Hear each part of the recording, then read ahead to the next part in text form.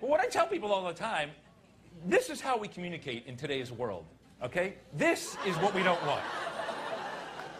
This is typically called life or death by PowerPoint, right? We think in PowerPoint now. This is a true story. I was driving through Colorado a couple years ago. I hit a patch of ice on I-70 coming out of the Eisenhower Tunnel, going like, 65, 70, maybe 90 miles an hour. And I started spinning at top speed, and my life flashed before my eyes, and I swear to you, it was in PowerPoint. And how bad has PowerPoint got? This is actually the number of PowerPoint presentations per day. Look at that. It's 43 million per day in 2007, 54 million in 2008, 69 million this year, 88 million per day next year. Now, I looked at this chart. Look, that is growing, exponentially. I looked at this chart. Here's home foreclosures for a year. You see, that's growing about the same way. I realized that PowerPoint actually caused the mortgage meltdown.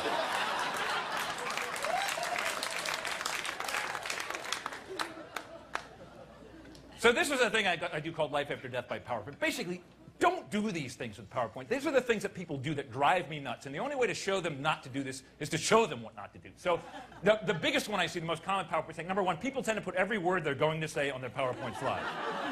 Although this eliminates the need to memorize, you're told, ultimately makes your slides crowded, wordy, and boring. You lose your audience's attention before you even reach the bottom of your first slide.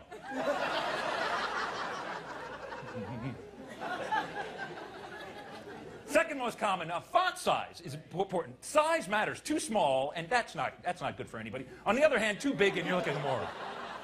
You just look like an idiot. Don't have your fonts moving. Keep your text stationary. There's nothing more annoying than text that does it. Blinking, don't have it blinking. Don't have it spinning. Don't have stuff flying around the screen. You drive people with ADD crazy. They're just like, oh, what's happening? Oh. Now, since I'm talking about fonts, people are really into fonts. I've noticed this. By the way, this is one of the best jokes that I know. Comic Sans and Helvetica walk into a bar.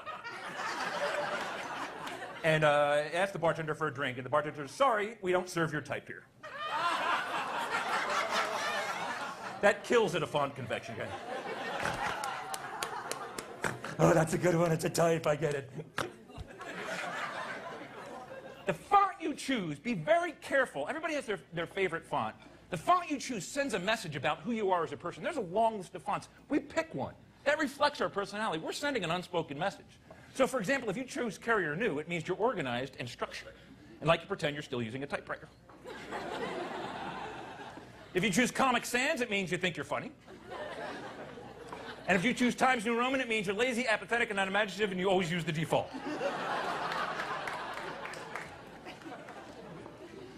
If you choose Georgia, it means you speak with a southern accent. If you choose Ariel, it means you like The Little Mermaid.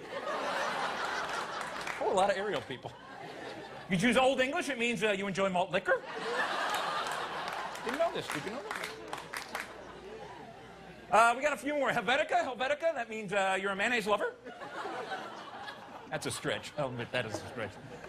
Blackadder, that means you're an African-American accountant. That one requires some thought. Sorry.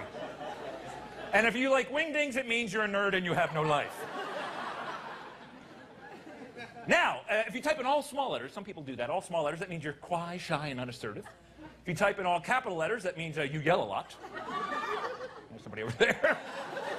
If you type a small letter followed by capital letters, it means your caps lock is stock on.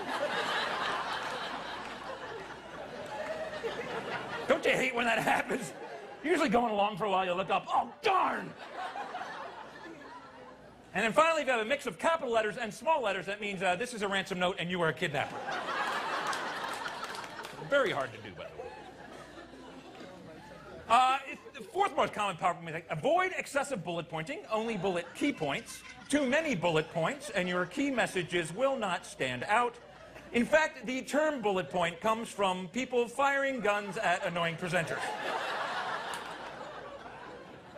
This slide, by the way, has crashed PowerPoint. Apparently, there's a max about how many bullet points you can have, and I said, I crashed it.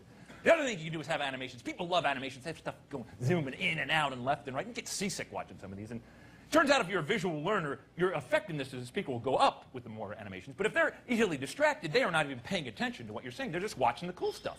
And there's regions to this graph. There's the simple but effective region, the active but confusing, the effective but boring, the active but ineffective, the dull but static region, the busy but useless region over there, the ADD only region there up in the corner, the useful amusing, the stupid confusing, the dull triangle, the hyper triangle, the sleepy square, the dizzying pentagon, and then everything else is just grouped into what's called pointless motion. This one slide, by the way, took me 3.5 weeks to make. It's true. It's how PowerPoint can suck the life out of you. Now, one of the biggest dangers today, and I'm telling you, I hear it more and more every time I hear a conversation, is what I call SAOD, or Severe Acronym Overload Disorder. Have you heard people talk recently? There are no words going between, yeah, I IM'd my CFO about our ROI and our CRM and our RRP, and it turns out our EPS is really SOL, so we better do something ASAP. Like, can I buy a vowel? I can't solve your conversation. And I made up this resume, but this could be a real resume in today's world. Look, I got an MBA from USC, an MSEE from MIT, a BSEE from DU. I worked at IBM, HP, VLSI. I remember IEEE, EIT, NCAA, NAACP, AARP, AAA. I wanted a position as CEO, COO, CFO, CIO, CTO, CMO, CSO, CPO, CYO, VP, EVP, or EIEIO. I want to be the EIEIO of a company someday. That's actually my dream. Hi, I'm the EIEIO. Nice to meet you. Call me old McDonald. That's all right.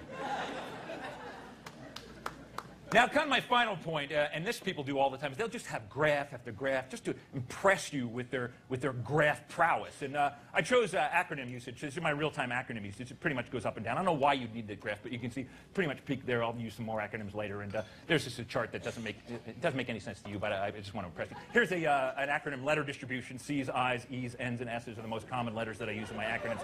Here's a pie chart letter distribution.